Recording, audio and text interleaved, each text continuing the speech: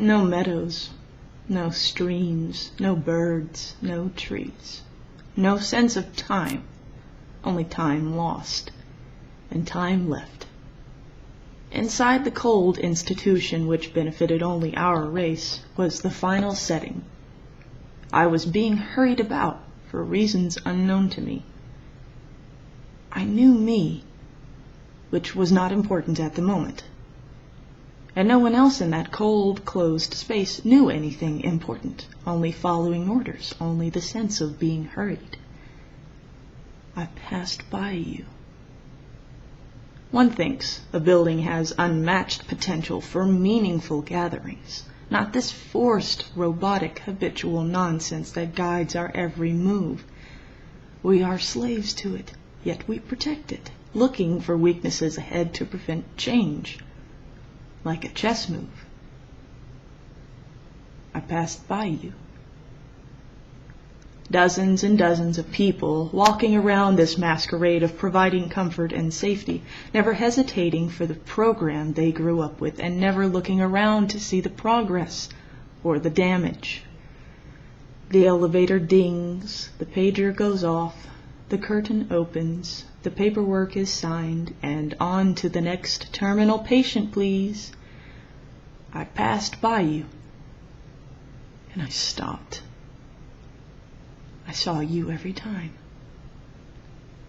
Sitting there, being told how you would spend the rest of your remaining days. I saw you every time, looking at the floor.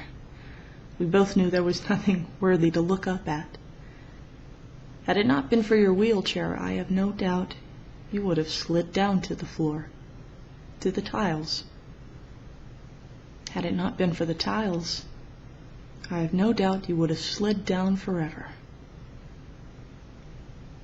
And had I been braver, I would have done what I was about to do the first time I passed by you. A gathering force of energy made its way to my heart, and the people walked around me unaware. Had I screamed, their pace would not break. I leapt towards you. The man behind you could not do a thing as I gathered you into my arms.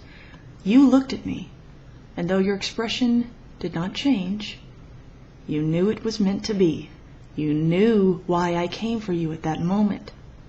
Two girls with so much to lose. Two girls who had no business sitting still, following the rules, being quiet until death took us over. I wish I had been braver so that you would have had more moments of life. But what was done was done. And you weighed nothing to me as I held you in my arms, and I ran, and we were no longer still. You were so tiny and frail, but your determined eyes helped me to outrun the powers that be. Every doctor, every nurse, every security official in that giant cold place could not catch us. And right when they saw us, they knew where we were going. I only understood where this place was the moment I started running. The last real place, a forgotten place. To the restricted area. How foolish of them to avoid that area like some unwanted garbage. We were told many lies about it, and fear kept us away. Only the brave venture that far. And so I ran even faster, knowing how limited our time was. You held on to me as if you knew me, as if you trusted me for years. Two dying girls, forcing the world to give them one last chance. I ran until they gave up the chase. By then we had reached the restricted area, the promised land, the one place which would give us peace and happiness. We weren't asking for more time. Perhaps that's why we succeeded. We saw the sign which warned any and all persons to turn back. We kept going. You were so light in my arms, I think I could have carried you far beyond death. But with so little time left, this was far enough. I sensed your desire, so I stopped walking. And you surprised yourself as you stood upright for the first time in years. those alarmingly small legs didn't wobble. And you had strength enough to walk beside me. I almost laughed out loud at how our lives had unfolded to this point. We held hands and walked into the restricted area. 3 men in 3 beds, 3 dying men. No one cared for them, no one talked to them. Had it not been for us, no one would have seen them ever again. We sat in front of them and listened to their stories. We laughed and tugged at our hospital gowns. We threw pillows at each other and got tangled in the IV drips. And the 3 men died.